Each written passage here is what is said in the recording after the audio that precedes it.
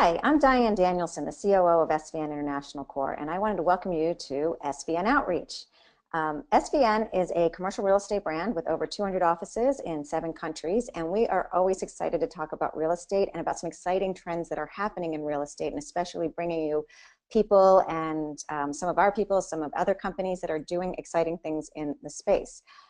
With each episode of SVN Outreach, we are going to spotlight people, projects, and companies who are helping to transform our cities and communities. As we all know, the commercial real estate industry is facing a lot of challenges: urbanization, climate change, sustainability, transportation, outdated infrastructure. But with challenges, we always like to view them as opportunities. Opportunities for all of us in commercial real estate to participate in a meaningful way that can help be win-wins for our clients and for our communities. Today, I'm thrilled to be talking to Jonathan Burke of Patronicity about their platform. Patronicity is, am I pronouncing that right, Jonathan? It's Patronicity, but that's close. Patronicity. Patronicity. Yeah. Okay. So Patronicity is it's about really bringing the community into community projects, and more importantly, how to get funding for it. So with a very exciting platform, I'm going to turn it over to have Jonathan tell us a little bit about it, and you can either email me in questions, or we will try to bring some of the questions that you have to the front. So Jonathan, please tell us about Patronicity. Sure. Thanks, Dan. Appreciate you having me today. So Patronicity, really briefly, is a civic crowdfunding platform that started in Detroit, Michigan about 4 years ago, crowdfunding for really any kind of public space improvement projects. So Main Street revitalizations, park improvements, vacant lot conversions, alley conversions. Think about sort of the spaces that you utilize in your community that would really improve the quality of life in your city or town. So recently we actually expanded from Detroit after a few years there to Massachusetts and Indiana as well. And our programs operate in partnerships right now with state economic development corporations. So in Massachusetts, we're partnered with the Massachusetts Development Corporation. In Michigan, it's the Michigan Economic Development Corporation. And Indiana is the Indiana Department of Housing and Community Development. These programs operate by offering communities, nonprofits, resident groups up to $50,000 in grant funding to, if they're able to raise up to $50,000 on their end through local crowdfunding campaigns for projects in their neighborhoods. So really quickly, I'll go through a bit of a slideshow. It's mostly just visuals of some of our projects we've worked on recently. This first slide here is one that we worked on recently in Lynn, Massachusetts, called Beyond Walls. And I will sort of briefly bring you through, again, another slide on sort of the types of projects that we have ongoing. Again, downtown pocket parks, underpass revitalizations, urban farmers markets, Main Street revitalizations, alley revitalizations, community spaces, public community spaces. I think, for example, in Boston, District Hall, which is a co-working space. The space that you're seeing in this image here is up in Salem, Massachusetts, called the Espacio. It's in a largely Latino neighborhood in Salem. You can see this photo here. It's actually one of my personal favorites, access to natural resources, where the bike path just ends. So we like to provide the missing funds to help extend that bike path and get folks between destinations, between points along natural resources. And also park improvements, activations. Here we have a band shell we improved. A lot of cities we've worked with have done movie theaters, that sort of thing, something to improve the livability of those spaces. So quickly, how do these placemaking projects come together? I'll run through this quickly. The projects apply through our website. We work closely with the project creators to help drive traffic to the project sites. We ensure fit within the parameters of our program sponsors, whether that be a private corporation or a state economic development corporation. A sponsor approves or rejects projects within a few days after. From there, we actually just get ahead and launch the campaign. We shoot a quick video and then launch our 60-day crowdfunding campaign. We really hope these things in these projects can come together quickly, can be approved quickly, and at the end of the day, can be implemented quickly after. So here's an example of what a project page looks like. Again, this is from our Beyond Walls in Lynn example in Massachusetts. And to get through a little bit on what the page offers here, again, you can see the video in the main section. You can see what level of donations we're at, how many donors. This one had 1,300 donors. And on the right side, you can see the donation levels and the rewards and recognition at each level. Some levels give you t-shirts. Jonathan, this is very similar to Kickstarter. It's sort of like a Kickstarter for community projects. Sure. Yeah, it is similar to Kickstarter. It's a crowdfunding platform. The way we sort of see the difference between a Kickstarter, Indiegogo, GoFundMe, CrowdRise, a number of crowdfunding sites that are out there, is that all of our campaigns are very hyper-local. So the Beyond Walls Lynn project, if you look at the donors, I'd say 90% of them came from within the city of Lynn itself. So these are very hyper-local campaigns. They rely heavily on social networks, local media, local press, and local fundraising events. And that's what So sort of, most of these folks who are donating, this is fascinating, are probably just your neighbors. They're not real estate people necessarily. They like the idea of the project. They might have proposed the project, and they're just so pitching in. yeah, and the beauty of it is some of them are real estate owners, some of them are property owners, some of them are small individuals. It's sort of the idea of the crowd is that there's really no difference on who is involved in that crowd and who is in that crowd. I mean, we can have anybody from a small $5, $10 donation from a resident all the way up to, in this case, even in Beyond Walls, we had a local bank give $10,000. So it does really help leverage both the large corporate donations with those small $10 corporations and puts everybody into that crowd of donors supporting these Yeah, projects. it's neighborhood funding, and it's Exactly. people who use the neighborhood. And I find it interesting the giveaways for just a small amount, even a digital photograph or a postcard. But people get to go and visit the space, so that's reward, and that's probably incentive for a lot of these projects. Exactly. Yep. And it's in their background, it's in their backyards essentially. And a lot of these spaces we see in a lot of these communities, it's really the types of spaces that residents have wanted to reclaim for a long time. And this is sort of the first opportunity they've had to really have an impact in revitalizing that space and reclaiming that space for their use and the public's use. So really quick here, here's a quick summary of Beyond Walls. This is the before picture of what this underpass right in the middle of downtown Lynn looks like. You can see there's a pretty decent uh, population around the area. There's a number of buildings around the downtown area that are occupied by residents, offices, businesses. One of those cities that used to be the home to General Electric. It's like many Rust Belt cities in the Midwest. It's like many suburbs of Boston in the Northeast that have seen better days, seen more jobs, seen more stronger economy. But they're starting to come back, and you're starting to see folks move back into these cities. And I think with that sort of shift in population densities and centers, it's exciting and a great opportunity for residents to, you know what, we can do whatever we want to our building that we own, or we can do whatever we want to the condo that we own. But when we step outside, it's really up to cash-strapped cities to improve all of these spaces. And frankly, there's not much funding available beyond paying teacher salaries and improving streets to fund underpass lighting that would look something like this. And this is actually another portion of the project. We recently completed a mural festival that happened this summer up in Lynn that drew a number of media outlets to come up to the area. The Boston Globe, NPR, Channel 5, local ABC affiliate did a story on this. But the story was really well covered and well received, and it sort of did a lot to change the perception of the city. And I think that's the big thing too when you look at from both the residents' perspective of maybe looking to move there, you have a business, maybe you're looking at finding a new location for your business, and the city all of a sudden has a fresh new face. But also from a property investment and development perspective, this changes that its surrounding area into something that's a much more of an attractive, sort of cool, edgy urban environment that I think investors and developers are always looking for today. Yeah, and it sounds like some of these projects might have been on the books or in the plans, or people imagine them, but you're actually getting them done. Yeah, these ideas had sort of been listed through a recent master planning process that the city had done. It probably been done 3 or 4 years before this, and we went through that study. We spoke to some residents, and those ideas came back out.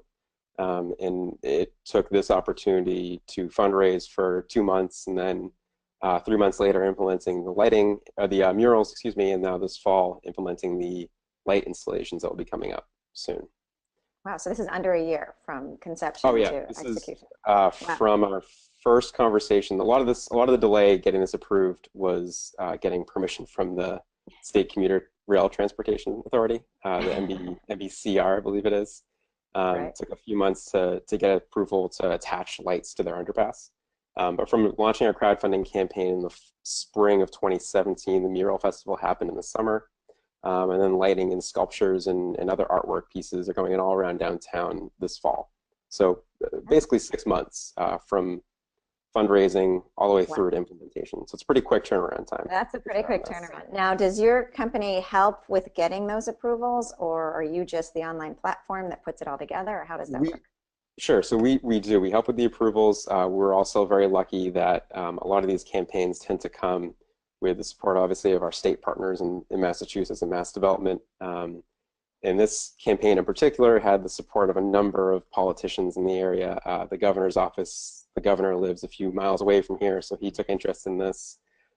U.S. Congressman Seth Moulton's office was instrumental in getting a lot of the funding and the approvals in place for this project. So it really took a village, a large village to get this project done, Right. and then a village to fund it as well, which is what we'd love to see. And Oh, hopefully now, as this is going up, folks who donated can sort of take pride in seeing their dollars go directly into a project like this. that's great.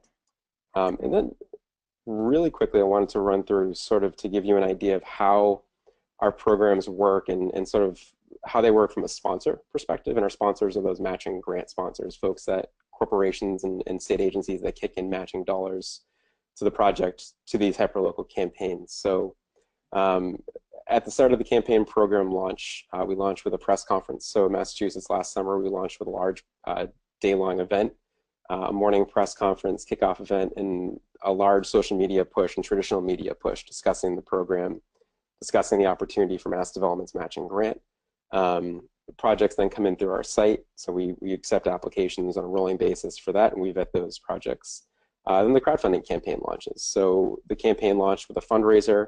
300 people attended, business owners, property owners, officials, residents, and then the rest of the campaign launches. And that campaign has numerous events, social media pushes, traditional media pushes, friends and neighbors saying, hey, help support this project. I just donated $25 to, and this entity will help match. In our case, it was Mass Development in Massachusetts. We'll double your donations.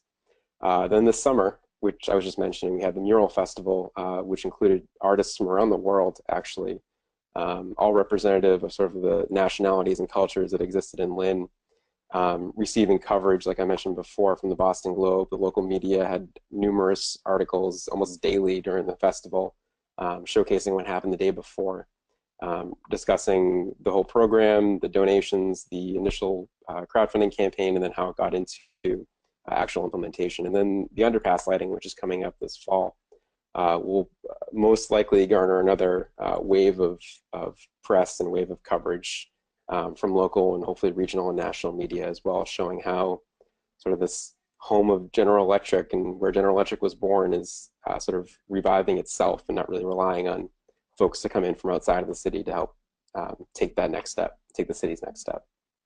That's great. Great for Lynn, and it's great. It's a great way for the commercial real estate industry to help improve districts that they've been waiting on improvements. I mean, think of how much more viable real estate around that underpass. It makes me want to go to Lynn. I haven't been there in years, so I'll have to come by That's what I want to hear. for You have to that. get up. Exactly. And the Exactly. anecdotally, the property next door actually sold while we were running the crowdfunding campaign to an Australian investor who's proposing, I want to say 250 market rate units of housing, which would be, I believe, the largest project from all market rate housing in Lynn in probably decades. Wow. So I hope it Wow. was a direct result of this. I'm hoping this So, helped. so we're But looking at a project like this. What sort of, well, in Massachusetts and in Indiana and hmm, is it Michigan? You've Michigan, got yep. a state development organization that backs the project. So you're able to take on a bunch of projects. What are the size of the projects that you can or are make sense to take on or that are able to succeed? So dollar-wise, it's anywhere from a crowdfunding campaign of 5 all the way up to $50,000 per project. And that receives a $5,000 to $50,000 match per project, So a um, project should probably cost $10,000 to make at it least. at least. Yeah, Okay. And that's then just the if lowest you're in level. one of those states with an entity that backs it, then they will probably match. If they approve it, then they would match if you could just get the 5,000 or If you whatever. could raise the 5,000, yep, and they would Right. match with their 5,000. Yeah, So like exactly. Kickstarter and these others, sometimes projects don't get funding and then nobody spends any money. It just didn't get funded. Yeah, we do. There's two Or you different spend avenues. out of time. Yeah, you spend What's time that? working on it. You spend time working on it We lose regardless. we lose that on our time, which tends to be a lot. But No, there's two avenues. You can either accept an all or nothing campaign, meaning that if you don't hit your goal, you receive none of the funding that was essentially came in as pledges during the campaign, Mhm. or partial funding, which means that anything that's pledged is a donation, and that is capped. You just don't receive the match if you don't reach your goal. Okay. Okay, so then you still have that money to work with, and you could get the project part of the way there. Exactly, and maybe it's a portion of the project. Okay, that's great. Okay, one of the things, so what about these states that don't have a entity to back this? Is there a way that they could get an entity in touch with you for this, or what sort of entities are these? I know mass development, but I'm from Massachusetts, so if you want to Sure. explain maybe a little bit about your partners in this. Yeah, so I mean, to date, our partners have been large state agencies, economic development corporations. So these are multi-million-dollar agencies that are tasked with economic development statewide, from giving out loans and selling bonds all the way through to consulting and technical assistance work for communities across the state. They're all larger programs. They're year-long programs, typically right around $1 million in the matching grant pool of funding. But we're always looking at smaller programs and in discussions and conversations with folks who may have interest in exploring a smaller program citywide, or just focused on a smaller city or a smaller geographic area. So we're really open to anybody who has an interest in sort of supporting their communities and their neighborhoods. And we think, and I put the slide together too, we think it's a great way for folks interested in this type of community development and support work to really get more of a sort of name out there for their buck, I guess, is the push.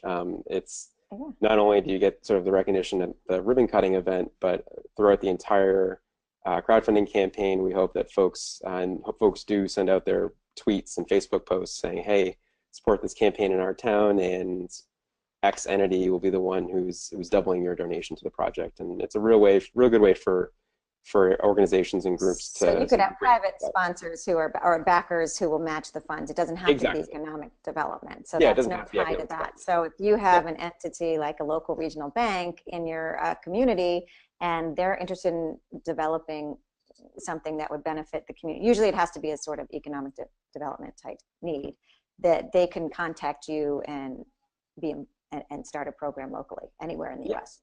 yeah, exactly. It can be, like I said, small bank. It can be even a larger Could be a property big owner. bank. Big bank. Yeah, I mean It could be these good. projects. I think the example I just gave in Lynn, I mean, you're benefiting so many of the property owners in the area in the long term just by sort of the quick change of perception of their city, especially as they're looking to rent office space and looking to rent market rate housing in the area. So we're always in discussions and looking into how can we set up a program that benefits a couple developers or a pool of developers or property owners in an area to help them leverage their dollars to help further um, their work in community development in their neighborhoods, and also help ingrain themselves in the community. Well, that is great, and exactly why I asked you to be our debut guest on the show, because An honor. one of the things SVN likes is to be involved with our communities. We are located in our communities. We have to live in the communities we work in, and we want to make it all better places. And there's all these new ways of doing things. Like, here's one way to get all your neighbors involved in something that's important that could help redevelop a town. Our demographics are shifting. So I want to say, Jonathan, how do we get in touch with you or your company? I know you probably have a Twitter. Do you contact Sure. information? What's Let the me best way? skip over the last slide here. But here's my information. Again, it's Okay, just great. Jonathan@patronicity.com. I do have a Twitter. It's at Berkey, BERKIE1. I've had that since the earliest days of Twitter back in 2011, 12. Is that Oh, far? so you're on Twitter, yeah, early. You're one of those early Early users. adopter. Yeah, I was Yeah. too, but I changed my handle, so I lost a lot of followers. Yeah. But, I should have done got that them earlier, back. but I didn't. Got them back. But yeah, no, this is exciting. Patronicity? Did I say it right? Patronicity. Yep. Patronicity. Okay, I Like can get it now. patron of the city. Patronicity. I can do it. We've got it. Yeah. All right. Well, this has been really great, and I'm really excited about this. I know SVN is talking about how we can work with you a little bit more and do something like this in some of our communities where we have been big involved in local neighborhoods, because we know how much of commercial real estate, when done well, when mixed with arts and culture, can really create a community, and that's what we're about. So Absolutely. I want to thank you so much for joining us today. I want to thank our viewers, and I hope you'll all come back. We'll be back soon with more exciting projects and spotlighting companies that are doing things in and around commercial real estate that's interesting. And the reason we're doing this is because at SVN, we like creating amazing value with our clients, our colleagues, and our communities. And so we're looking for more companies to spotlight. So if you are one of those companies, please feel free to contact me. My Twitter handle is @DianeDanielson. And you can also find me at diane.danielson@svn.com. All right. Thanks again, Jonathan. We'll see you Thank you, soon. Dan. Thanks, folks.